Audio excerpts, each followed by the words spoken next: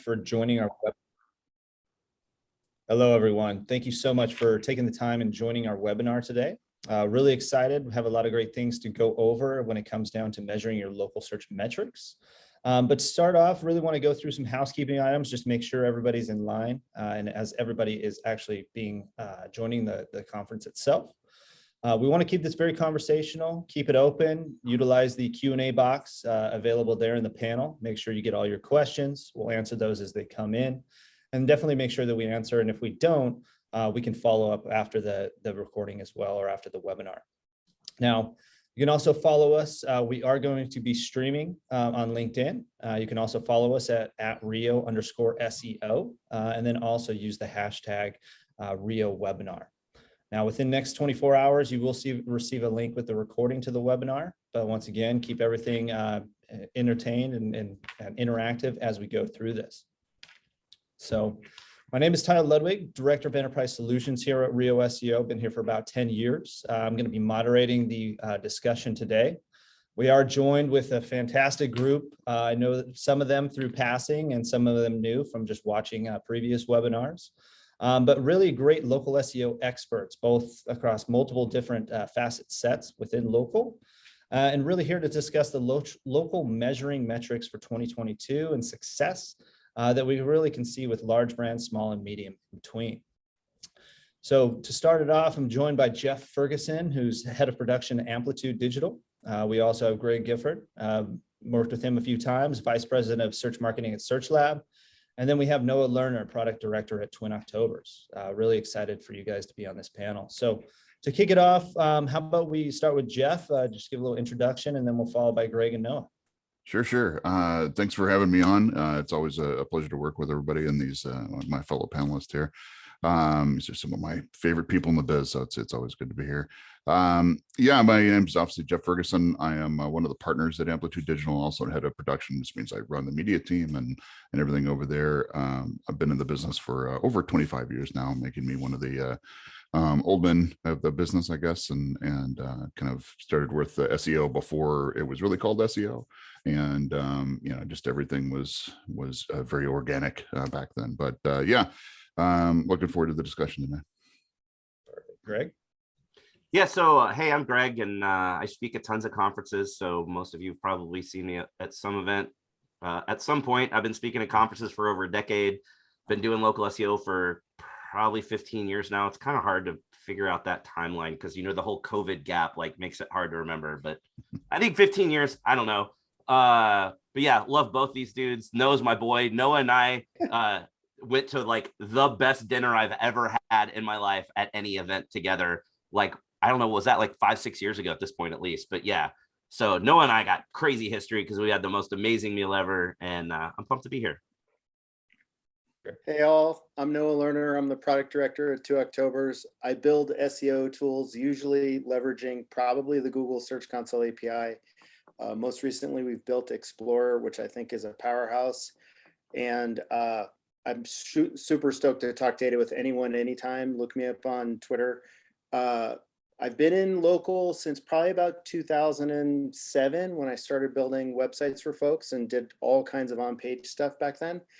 And it's been quite a journey. Greg talked about a dinner that we had in 2016, and that's really where I knew that this was where I wanted to be for a career. So he got me all kinds of jacked up to start my own business, and then merged it with 2 Octobers in 2020, and the rest is history. Great. Awesome. Well, we have a lot to talk about today, but to start it off, we kind of want to do a little poll across the audience here. Is really, when you think of what metrics are you most interested into diving into on this call, and just go through those: Google Business Profile, online reputation, search performance metrics, and website metrics. I personally select all the above because I like seeing the full puzzle. Give it a few more minutes as these come in. I love how it says host and panelists cannot vote. I know, I was so excited to go over and click something, and I'm like clicking. I'm like, oh wait, it won't let me.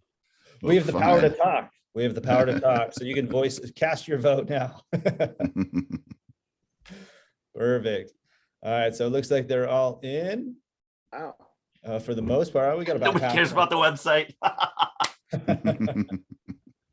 Nobody cares about the website metrics in this particular case. All right. So looks pretty much, all as well as GPB, is making sure that, those are coming through, obviously, but we are going to talk about all these. So it will be great as we go. So as we kind of move into this, I think a lot of the metrics that we're going to talk about today are, sometimes above my airspace. And that's why we have this panelist. So knowing to start it off really around kind of how people find you, right? So we start talking about knowing the search terms customers are using, a bunch of free tools, really how can you strengthen that keyword strategy, right? We often see there's confusion around, difference between branded, discovery, direct searches. What are these, called? So really, Noah, to start off with you, kind of what is that difference between those different naming conventions of the metrics that you have? And then any examples that you have to share? And then lastly is how do you optimize that really to make sure it works? I love a good multi-part question. So like direct searches, that's when people are like directly searching for your business or your name, which is really confusing because branded searches, what if your brand is also your business name? But branded searches are when people are searching for your brand or a brand that you carry. And then when we get into discovery, that's just like people searching for products and services that you provide, and then you appearing inside those searches. And I think all three of them are crazy important, and they're crazy important to optimize on the GBP landing page on your site. And one of the ways that I leverage this all the time is I look in Google Analytics and I look at that particular landing page and I look at the search terms, or I look at where people go next after they land on that particular page. And I bring links to those particular pages onto my GBP landing page to kind of aid that conversion path.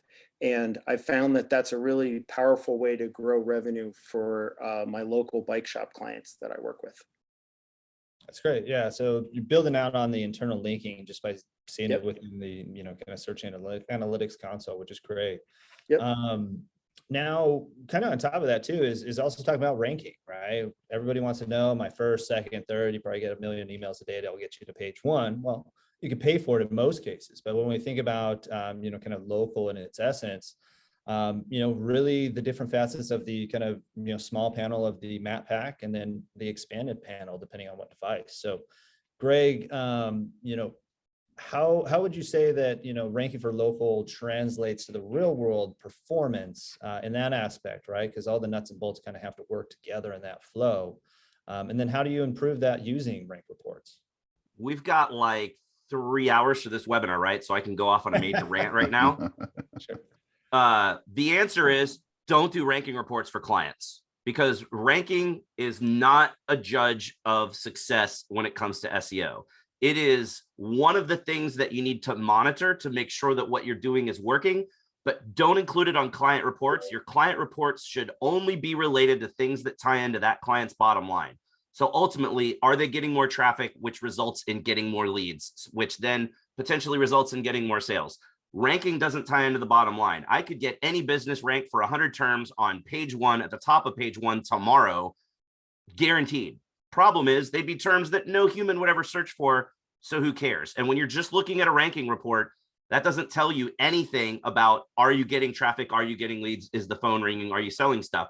The other big problem is when we're talking about local SEO, local ranking includes the map pack and the local finder and Google Maps, and rank tracking platforms can't really accurately tell you that. Sure, you've got the map grid searches that you can do, but that's whether it's the map grid or whether it's a rank tracking platform, you're putting in a handful of vanity terms that you or your client cares about. And sure, maybe you expand and you put in 1,000 terms, but we also know that like 20% of the search queries every day have never been searched before in the history of Google or humanity. So how are you going to track those?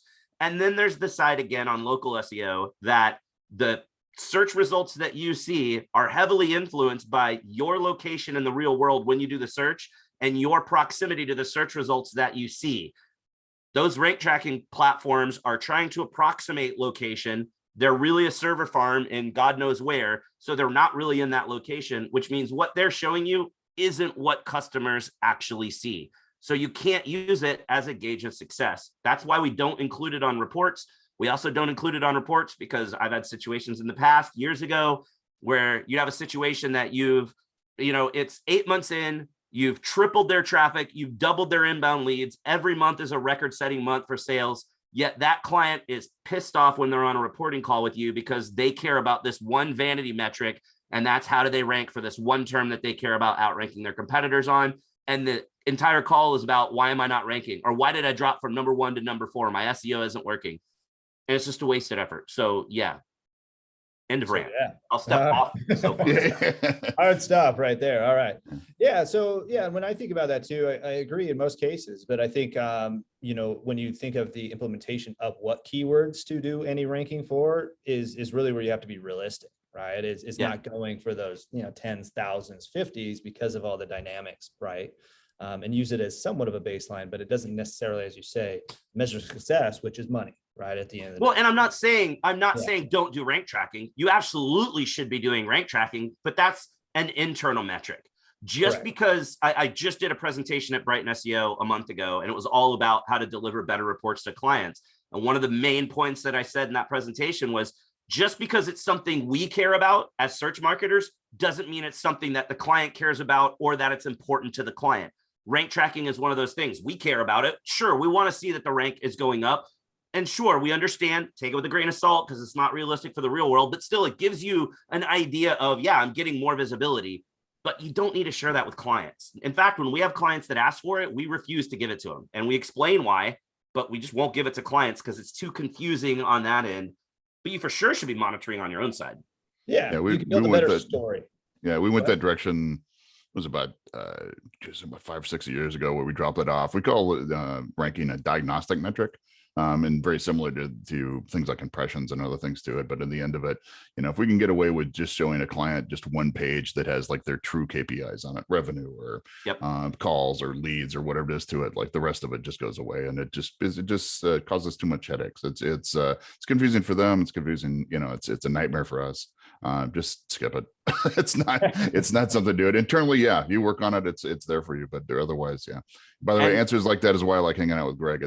We're so like a hive mind on that kind of subject. It's completely. Yeah. And how often are we sending Facebook messages back and forth to each other to be like, oh my gosh, what is that blog post saying? If the eye roll emoticon had a button, it would be worn out on our keyboards. Yeah, for sure. But then, something else to pair with the rank tracking side, and this is going to look like it's set up that we've got Noah sitting here, but I swear it's not. The Search Explorer tool that he built is ridiculously awesome. Like there's so much stuff to it. But if you're looking at rankings, you should also use something like the Explorer tool that he built and look at impressions, because impressions matter kind of more than rankings, because who cares if you rank for 5,000 keywords if none of those are getting traffic or impressions? It's important to understand if it is a keyword that your potential customers are using and you are ranking for it, are you also getting impressions and traffic? Because maybe you're ranking and you're not getting traffic, but then you look and go, wow, I'm getting all these impressions and nobody's clicking through. And then there's something to diagnose there. But again, that's not necessarily something you put on a client report. Sure. Yeah, and that kind of moves us into kind of the next topic, right? So really with Jeff. Can I rant on that too, though? Yeah, let's go, Noah. Go for it. Like, I look at this data all the time, and it gets really, really confusing when you parse out things like device. Because when you look at insights data from GBP, it's going to show you information that doesn't match what you see in Google Search Console. So it's super, super confusing. And it has to do with the fact that when you're on a mobile device, you don't see impressions for local pack data because there's no website link. So you can't correlate the data coming out of GBP with what you see in Search Console. And then you get into things like click-through rate, which is like so unbelievably confusing because of how messy the SERP has become. You could rank, I'm seeing stuff now where I'll have a website that's growing in conversions, growing year over year in like 100% revenue growth. And yet we're seeing click-through rates in position 1 on average of 5%. And you're like, holy crap. Like, when we all got into SEO, our expectation was that we'd get somewhere between 35 and 42% of the clicks if you're in position 1. And so this concept of rank tracking for success is really not where it's at. I think where that data gets to be super useful, though, is pixel height from the top. And part of the experimentation and part of the research that I'm doing right now is trying to understand the correlation between how far a result is from the top and click-through rate, and then trying to think about stuff from a historical perspective. Like when I look at click-through rates now, I see that things have changed about 5 to 8% in the past year and a half on a bunch of websites that I look at. And we can totally call those numbers into question. And this is not one of those like, hey, I have 27 trillion websites that I want to pull into this study to prove how smart I am. It's just like for the sets that I have access to, I'm seeing click-through rates shrink by a lot. And I'm also seeing site links playing a huge impact on that. And that's why I think that, you know, looking at rank tracking, it's not a metric that needs to be tracked for clients. And I got off the rank tracking when I founded Bike Shop SEO. I was like, I'm not reporting on that, period. Just period. I'm not going to ever show that. I wanted them to focus, and this is what I think everybody should focus on. What are my business goals? What are tied to real business, which is money, it's revenue. And talking about the things that are tied to revenue, it's traffic, conversion rate, and average success or conversion value. And getting more conversions, getting a higher percentage of people to say yes, getting more traffic for more channels, those are the things that matter. And if we can train our clients to think like that, we're going to have more successful engagements.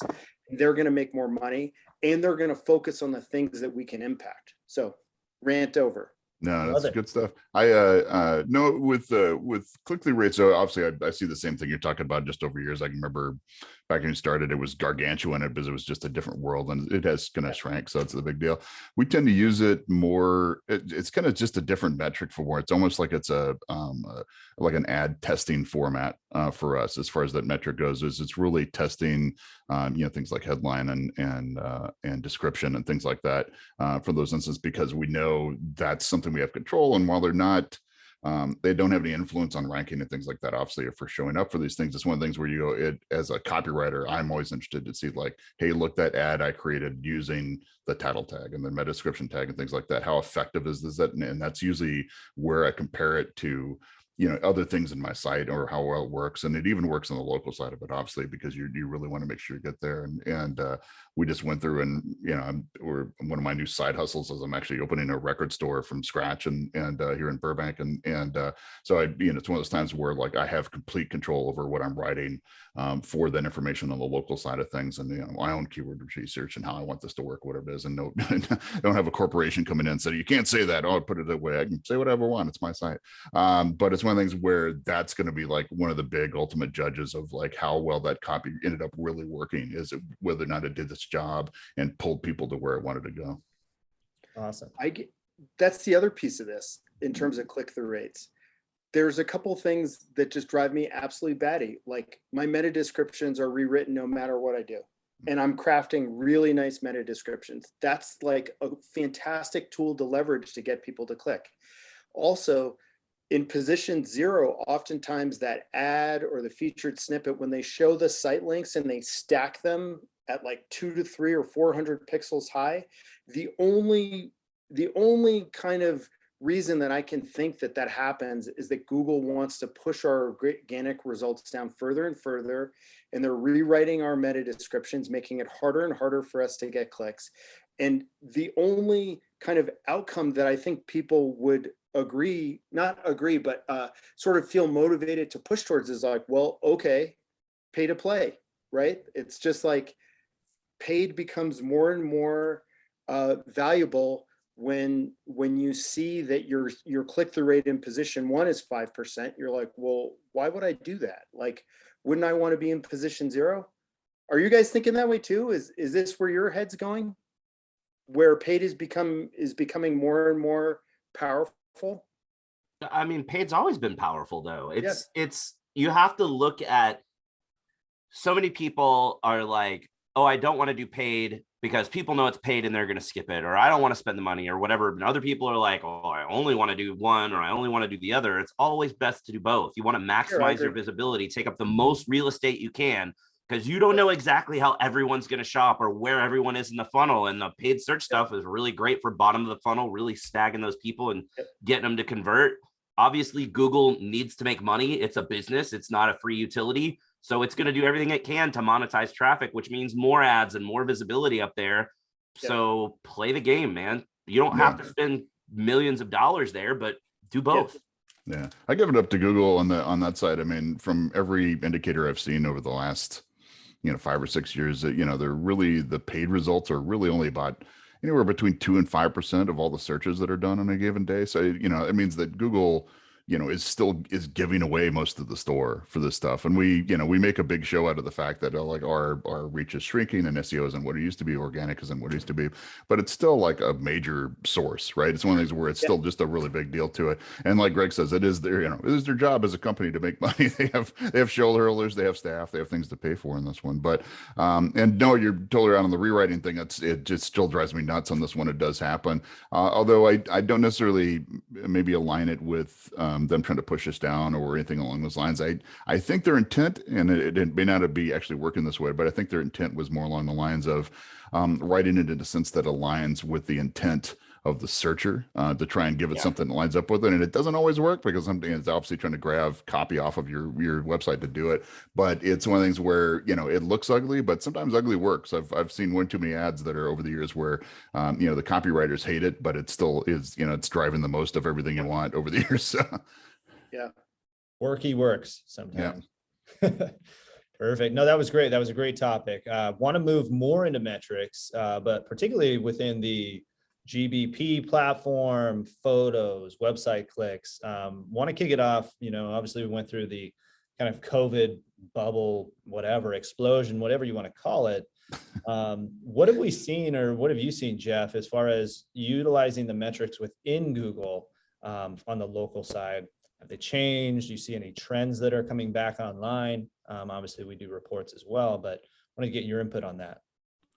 So I think, there's not a lot of good that came out of the pandemic. Obviously it's so many people died and got sick and things like that, including myself. But but it's one of the things where, I think there were some things that happened in those instances, and it was a push to basically the businesses that hadn't touched digital, they hadn't touched digital at all, kind of really uptight about what it is, finally like took that leap and got into it. And that's probably one of the biggest benefits, is that now you've got more companies to work with. As an agency, you've got more people that you can talk to about it. You can help, you can do whatever it is, because they want to grow, they want to get better. They know that genie's out of the bottle, in the sense that they had to get good at digital because that's just where the action was these days. And there's no turning back. I don't think we're going to, see that really completely go back to where it was. I always kind of said e-commerce is a great number to look at here in the United States. For a long time, we're, e-commerce of the total, commerce revenue for everything that's, as far as sales goes, was only about 12%. And it's a giant number. 12% of a really giant number is still a giant number, kind of thing. But compared to places like China and some of the other ones, where it's closer to like 50%, whatever it is, we were just still scratching the surface. And through the pandemic, we got up to like 15-16%. So we finally crossed this big line, and it's still kind of pushing it, but it's still just a drop in the bucket. And that kind of brings me back around to local, which is, this is where digital is really helping people out on that front, because they know that rest of that 85% that still takes place in the real world still needs to be found. It still needs to be driven there. It's still whatever. And now you've got a lot of companies that have just gotten smarter about using these digital tools to it, for driving calls, for driving in-store visits, for driving leads, whatever it is going to be. And it's one of these where we've seen that grow up. We've seen that,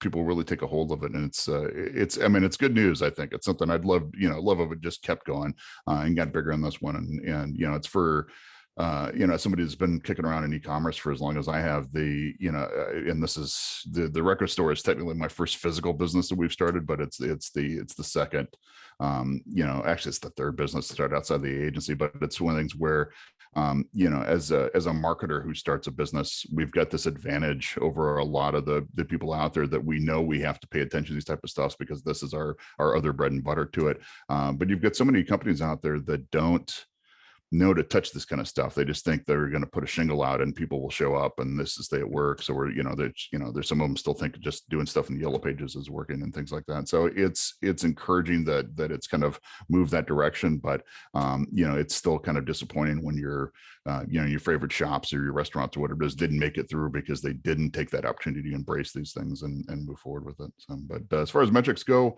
I haven't really seen any like dramatic changes on what we can actually get out of the system these days in the past years, but I think it's something that it's just what we do have is just getting used a lot more. Gotcha. Yeah, and I think another part of that too is outside of just your traditional views, clicks, driving directions, and phone calls and so forth, is also another topic is that we get a lot, especially here at Rio, is photo optimization. And I think either Jeff or Greg, really around what that means as far as your because I've seen large brands that, everything is done by external users, right, or consumers without any business owned photos. And I mean, I know that being a big miss, but anything you can elaborate on that, Greg, as far as, metrics, how you should utilize and optimize images within local search?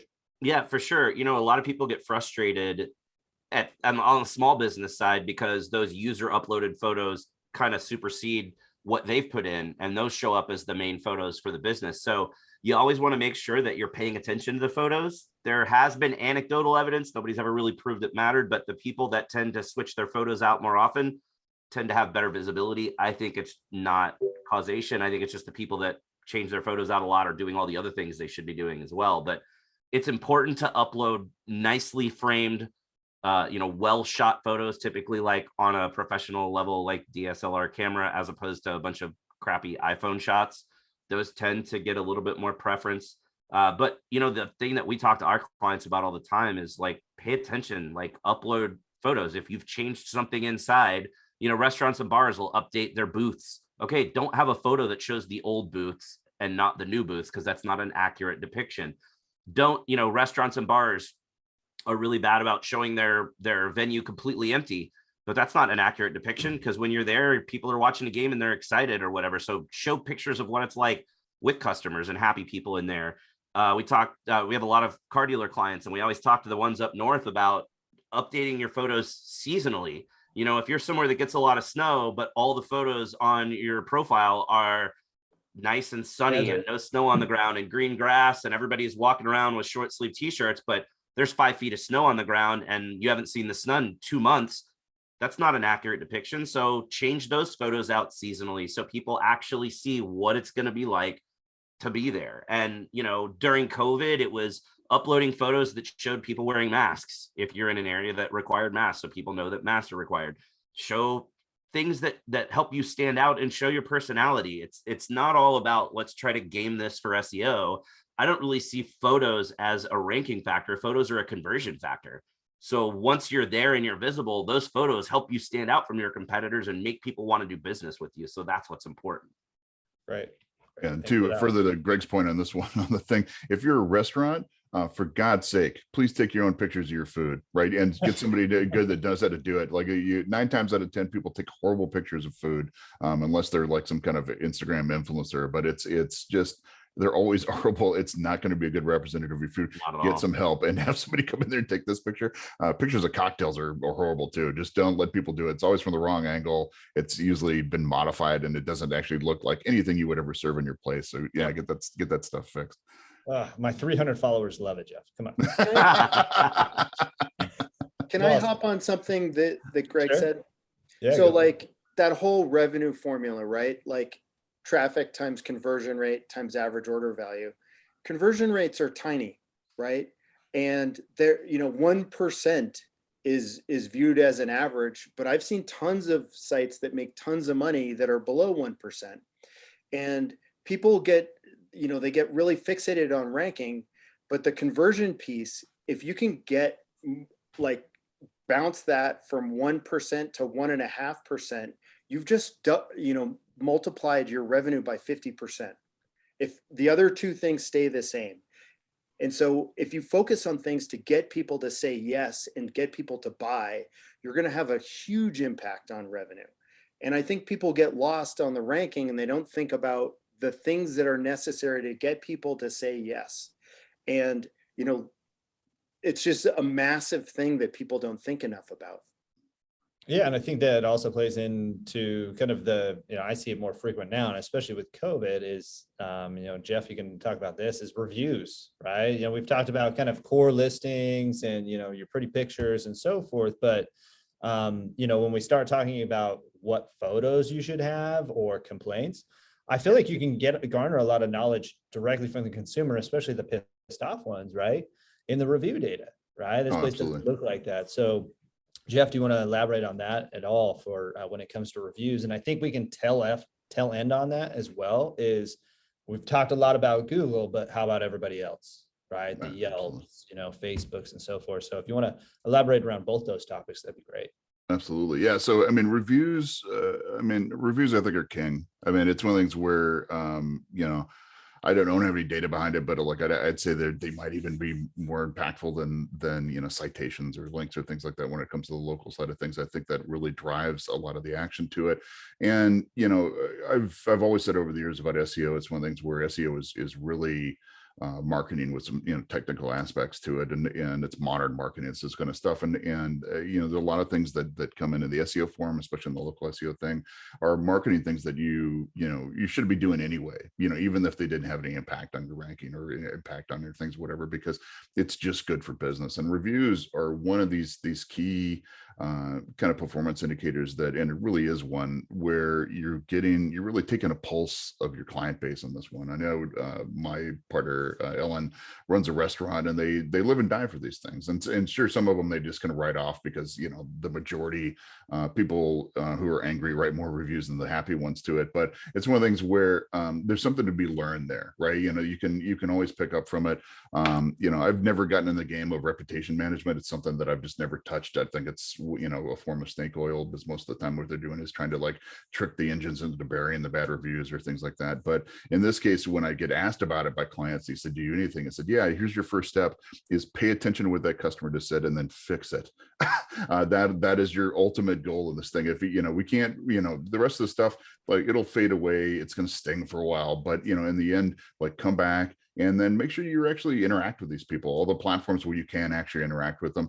Be nice. Don't be weird about it. Don't go through and start, threatening to sue people because they leave your review, whatever, something like that. These are your public, these are people, and it's one of the things where you will look like the better person, the better business, by taking these things seriously, being kind, being generous, really kind of working with them like these kind of things. And sure, you can, add a little sass in there, kind of things every now and then. People have to deal with one where they basically said, that would be like a really important note if we actually served that product, or if we actually did these kind of things. And you can make, show the fact that, like, you clearly are, never been to our restaurant before. We actually did try to, make you as happy as possible. We're sorry we couldn't, kind of things. But there's ways to kind of approach these things without being angry, without being disrespectful to those kind of clients. But it takes worse. Trust me, it takes work like that. But it's something where you definitely want to do it, and it pays off in the end. Those reviews, they up that star rating. It's a very visible cue. They get you a lot of love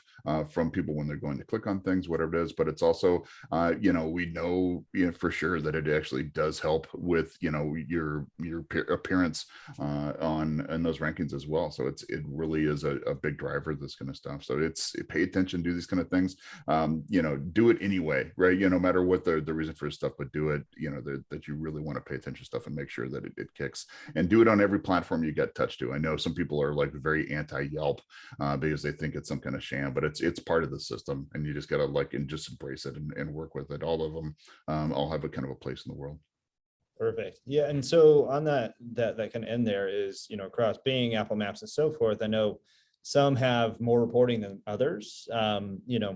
Once again, we talked a lot about Google, but in other cases, do you see valuable metrics from the other platforms as well? I mean, I know Facebook, you got demographic data and so forth, but when we talk about Yelp, Apple, kind of the black box of the world. Mhm. What are the best ways that you think, or to measure those as well?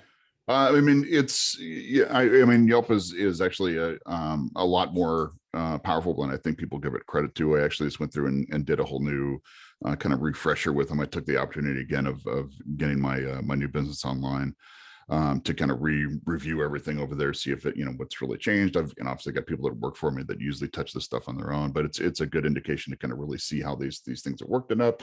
They've got, they're kind of funny models as far as how you can really, improve your showing and things like that, which is, a little bit more pay for play than you'd particularly like to be doing, but it's it's the whole way that they make business. They don't have a backup revenue system, but like some of these other players do.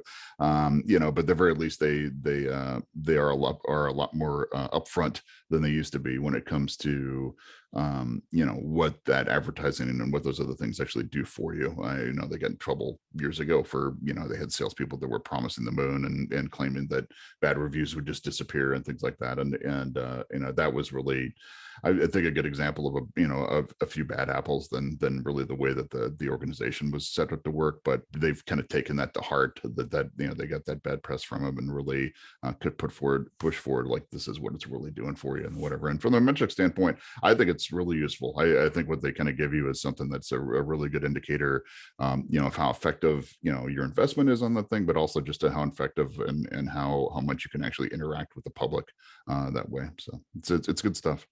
Awesome. Greg, Noah, do you guys want to touch on that one too?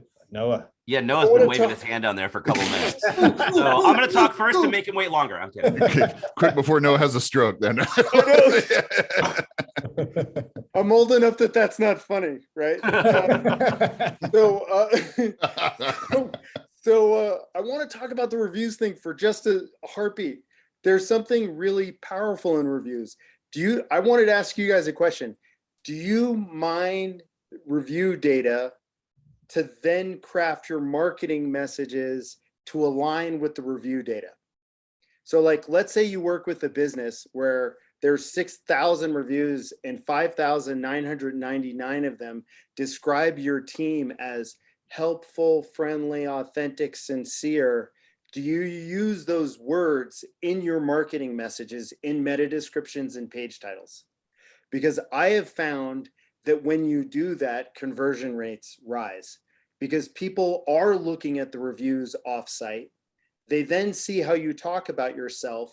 And when there's alignment between the two, people trust you. And it's not just those words too. It's just the content of the reviews, because a lot of times we work with clients and we see consistent reviews that mention a certain aspect, whether it's a product or service or the way that buying process worked or whatever that might be. And that content isn't really on the website. So you mine the reviews for the stuff you talked about, but also for content ideas and see what people are talking about, because then they leave that good review and mention something amazing. And then you look at the website and you're like, geez, guys, we don't have anything on the website about this. We need to get this up on the website because people keep talking about it. And it is kind of nice that, in some cases I've seen it, where I've actually gone through reviews and Google is starting to truncate things based on keywords in some particular cases to filter them for you. So it's not a large data mining kind of exercise, but yeah, if you have that firepower or that horsepower to do it, is what I would think. And that's where I kind of want to take the next step is Noah, putting you on stage, buddy, is really talking about customized reports. Right? Every business is different. And this could be for the whole group here, but really think about like, how do you diagnose what people should see? I know we talked about ranking, keep it out and so forth, but those different reports across different channels as well. It all starts up front with business goals. Like when you do your onboarding, you have to align around what matters to the client and then listen, write down what they say, and then try and figure out where that data is going to source from. One of the things that I've really, really enjoyed is getting access to people's point of sale data, mining that and turning that into custom data studio reports so that I can tie in-store revenue at the brand down to the category, to the SKU level, to all the data that I'm seeing in Google Search Console and Google Analytics.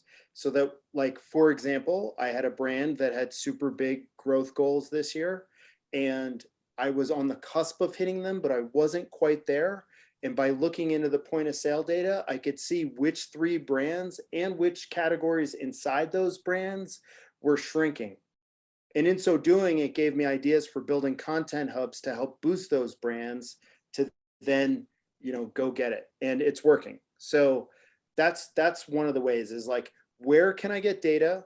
How can I structure that data so that it'll work to power a data studio dashboard, which really is like rows and columns are all that I need. I need to have my data in rows and columns, and I need to have date columns that are meaningful so that I can tie everything over time. And then I try and always push that data up into Google BigQuery so that I can use Data Studio as a tool, not as a reporting device. So I can quickly drill down different levels from like top level everything to brand to category 1 to 2 to 3 to 4 to 5 to SKU, and then have that pulling in and relating to other things and other channels. And so really it's what matters to the client, and then visualize whatever the hell they want to see in ways that help them do analysis. It's not the tool that's going to do the work. It's asking questions and then building tools that uncover the answers. And that's the big part, because most agencies have the same, even if it's a custom report that agency built, yeah, it's still the same report they give to every client, and they aren't asking those questions of what's important to you to see in this report.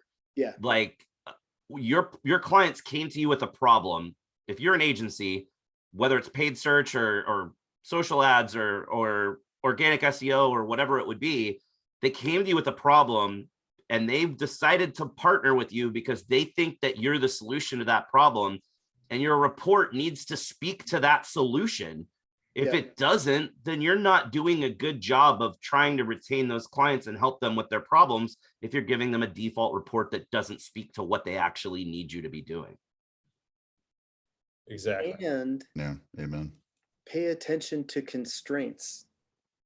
And it's not just reporting, it's across everything. It's like, what constraints are my clients facing to achieving their success? And what that means is that whatever constraints they're facing, likely all of their competition are facing. And if you can find opportunities to leverage solutions around those constraints, you're going to have sticky relationships and you're going to have lots and lots of revenue growth for you and your clients. Yeah, I think the proactive approach is usually what everybody wants, right? Is yes, we want to pay for a tool or have a solution to some extent, but it's the proactive thing that I see the most, especially working with our clients. And that even comes down to, since we deal with multi-location is, and you guys, this just came up on the top of my head, is how do you measure it when it's in-store departments, right? We talked about a pretty straightforward GMB one location, but then we start bolting on in-store departments. I just thought about that because it would be something I would like to learn more about, as far as how would you measure those metrics differently within there, or is it possible? I mean, it depends if that store is a store that has, if we're talking specifically about GBP metrics, do they have separate GBP departments, or is it just one right. GBP and one website and one set of Google Analytics for multi-store? And now you're trying to tie that sales data in and everything else. You could kind of break it down by location, but a lot of bigger brands are able to have those in-store departments as separate GBPs. And then at least on the GBP metric side of things, you do have individual metrics per separate listing, which is really all departments of that main entity store. Right, exactly. So splitting them out differently could be done a little bit difficult, but it depends on how you say it. Well, and then, that's another part of customizing the report. So if right. you know that, let's say that in the structure of the site, there's a silo of content or product pages around each location, or there's a way that you can delineate in Google Analytics if traffic is for one department or another, or one location or another, based on the URL string or location of the visitor or whatever. You could build out that report to drill down into that data. Like Noah was talking about, maybe it starts off at the top level and you can drill down and say, I just want to see stuff for department A. And then department A information shows, and then you further drill down and go, I want to see department A, but only in the state of Washington. Cool. Then you do that. And then you're like, I want department A, but only Seattle. Boom. Then you do that. And you can drill down. You've got to think about how to solve that from a data standpoint, though, because if it's not easily accessible inside of, Google Analytics, where you can get that location data, or there's a URL string, then you're going to have to be creative and figure out how to do it. But that's all possible to do. But then you also have to be careful with that enterprise level client that may have, a couple of hundred locations, and each location has 20 departments. Now, if you're going to have this report with a page for each department for each location, you end up with this massive 500 or 600 page report. That's not valuable. And that's when you've got to go back to what Noah said and create that data studio or Power BI or whatever you're using, create that report as a tool to dig in and show them stuff, instead of just creating, a lot of people, and we do PDFs off of Data Studio because we don't have it set up in something this extensive. But when you are this extensive, you have to use live Data Studio. You can't create a PDF and not have it be interactive when you need to dial into the data like this. Right. Exactly. What are you guys, what are your biggest pain points in terms of local data? Like, what do you wish you had a tool that would give you insights into to drive ROI? Because this is an area, this is one of the next 1 to 2 things topics that I want to solve. And I want to build like a great thing. And folks like Claire Carlisle, who are in the room with us today, she's one of the smartest marketers in local. And I know she's going to be talking about this type of topic at Search Love in Philly. And I just feel like building a tool to help local marketers, joining data from Search Console, Google Business Profile, and other sources, there's a need for it. And I don't know, I'm really just dying to know people's pain points. Like, what's missing? What's the missing link for you? Geez, that's a great question. Yeah. I know. I mean, I would love to, yeah. and I don't know if this is something you can build because I don't know how you'd get the data, but I would love to have something that gives us a more accurate view of average or potential monthly search volume on keyword phrases in a particular area. There's nothing really out there that if you're doing keyword research, you can really truly see what the search volume is in a particular city or a particular town. And it may be really small numbers, but it'd still be worthwhile seeing. I think it would be really cool to figure out a better way or an easier way to tie in Search Console to analytics, to AdWords, to some sort of a download of sales data from the client that you could connect that download or put that download in a certain folder. And then that tool, it's a custom report. It's kind of like the Search Explorer tool. You've got that data warehouse that you're pulling stuff out of, but to figure out some easy solution for a lot of agencies out there don't tie in the actual sales to all of the marketing side of things. And if there could be some sort of tool that made it easier, where there's some sort of a format of here's what your sales data needs to look like, drop it into this folder, and boom, it's going to show up in the reporting tool. And then it's all tied together. That would be badass. Yeah, I mean, obviously in Google Ads, you can adjust for location and things like that when you're doing the research through that system, but it doesn't mess with the numbers too much. It's like the same, It's the same numbers, but like they'll just kind of resort a little bit based on the area, which was just kind of again reminded of when we were writing the copy for the store and seeing like what was more possible. Sadly, by the way, the number 2 most searched on thing was vinyls, which isn't a word, but it's one of these where it was, at least gave us some kind of hope to it. But again, it was frustrating to see like, well, give us a more realistic understanding of like how much demand really there is for this type of stuff. And that's again where Yelp gives you some of it, but you really have to ask Yelp for it. And it's usually part of their sales process to kind of give you those numbers to it. But it's not something you can really look up easily. So that's a good one to it.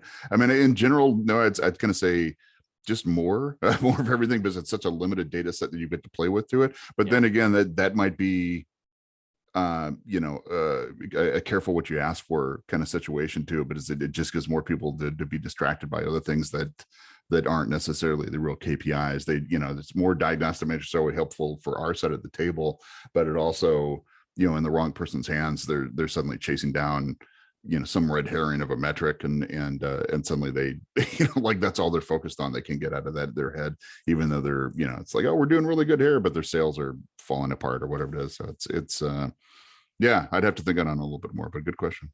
Like applying Google Trends at the hyperlocal level in some sense, right?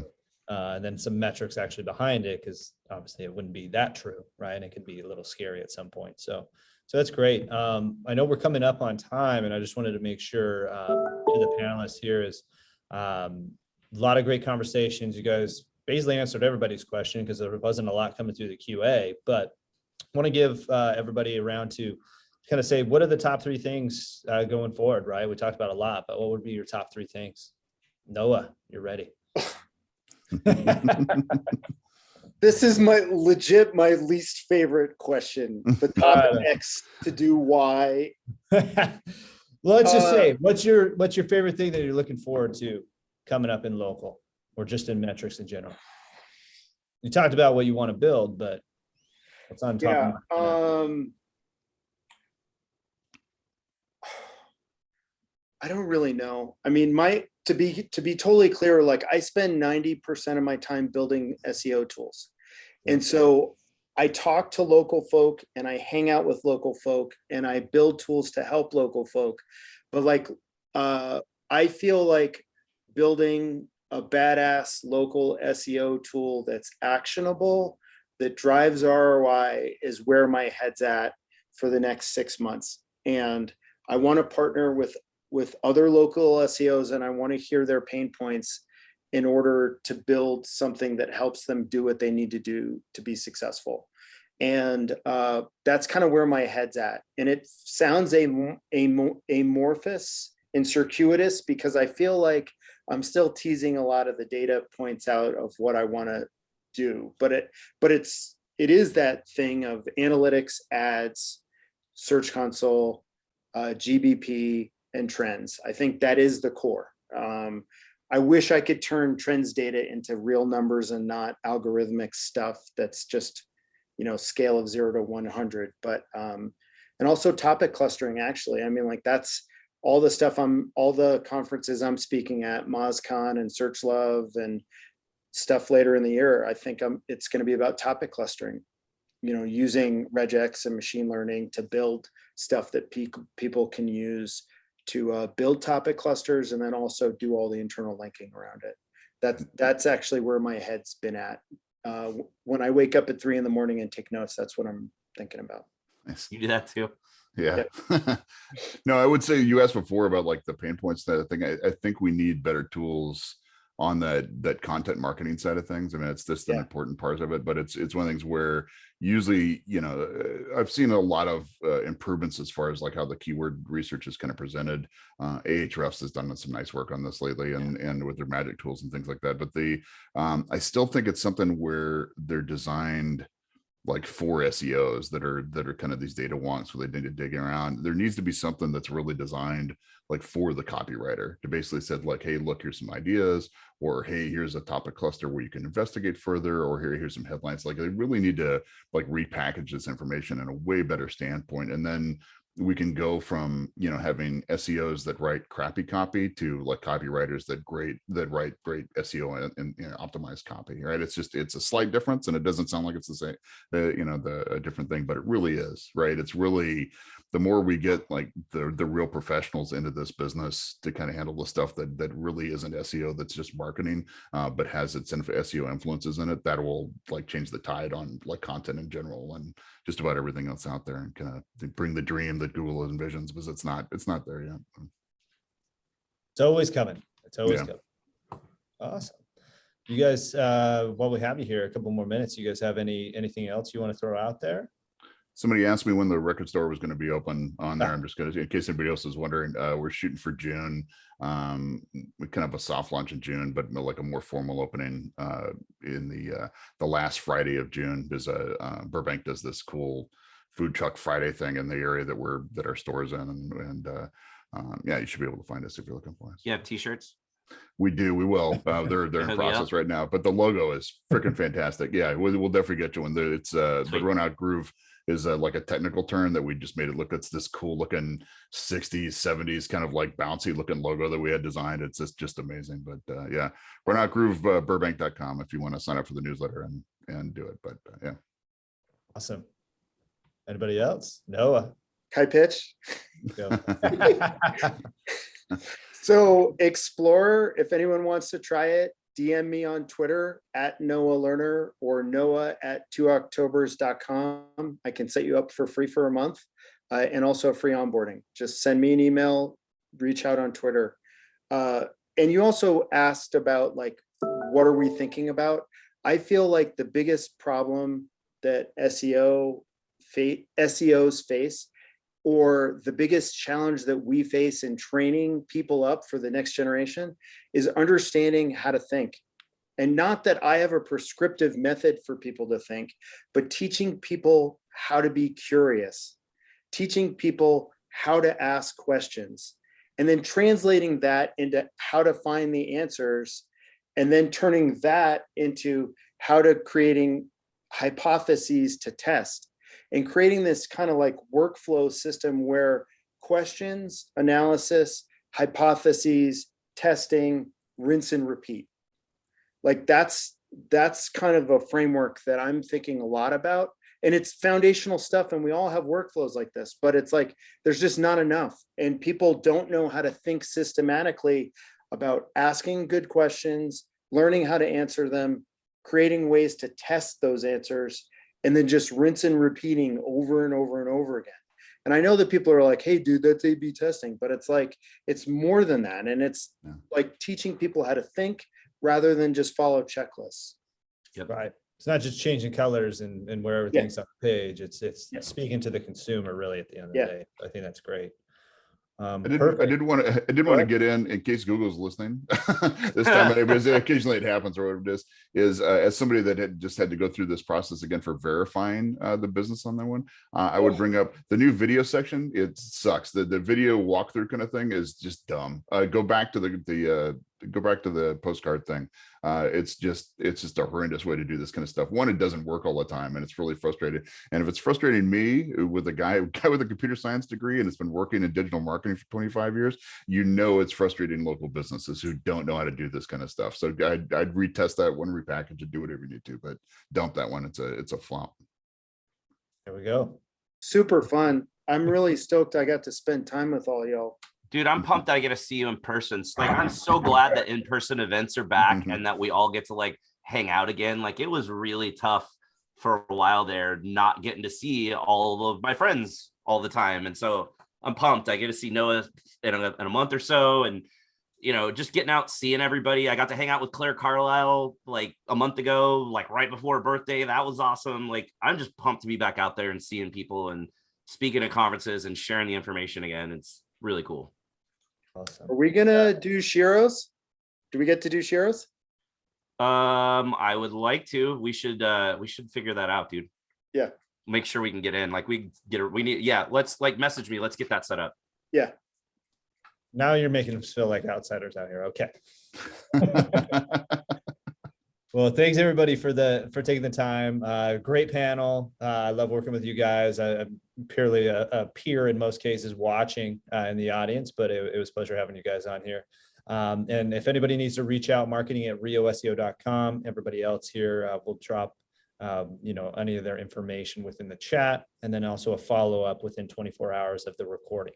So definitely want to take time. Thank you, Jeff. Thank you, Noah. Thank you, Greg, in this particular case. Taking the time. Next time I'll wear a funner shirt, a more fun shirt. All right, everybody. Thanks, everybody. Thanks.